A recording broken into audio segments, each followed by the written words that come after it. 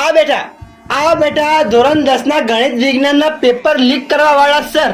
અરે યાર લીક શું યાર, હવે આ આપણી આઈએમપી વાળી બુકલેટ માંથી મોટા ભાગનું પેપર પૂછાઈ ગયું તો તમને એવું જ લાગશે કે પેપર લીક થઈ ચુક્યું, અને લાગે કેમ નહીં યાર. હમણાં જે વિજ્ઞાનનું પેપર ગયું છે ને એમાં આપણી ફક્ત 55 પત્તાની આઈએમપી વાળી બુકલેટ માંથી 80 માર્કના પેપર માંથી 65 માર્કનું પૂછાયું છે, અને ઓલ ઓવર તમે જોવા જાવ તો 74 માર્ક્સનું પૂછાયું છે. અને ગણિતની તો તમને ખબર જ છે, સ્ટાન્ડર્ડમાં ભૂક્કા કાઢી નાખ્યા 73 માર્ક્સનું સેક્શન વાઇઝ, અને બેઝિકમાં સેક્શન વાઇઝ 74 માર્ક્સનું, અને ઓલ ઓવર 109 માર્ક્સના પેપરમાંથી 93 માર્ક્સનું પૂછાય છે.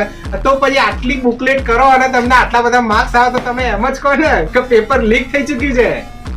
સર આપણા ક્લાસીસમાં જેમ તમે વિજ્ઞાનમાં પ્રેક્ટિકલ કરાવતા ત્યારે કેમ ધડાકા ભડાકા કરાવતા, તમે સેમ આ બુકમાં પણ ગણિત વિજ્ઞાનમાં ઓછામાં ઓછા 55 પત્તામાં ધડાકા ભડાકા કરી નાખ્યા ને. હું તો પહેલા જ કહેતો હતો, કીધું તો કે નતું કીધું તમે કે ઇસકો લગાના બોર્ડ એક્ઝામ જીંગાલાલા.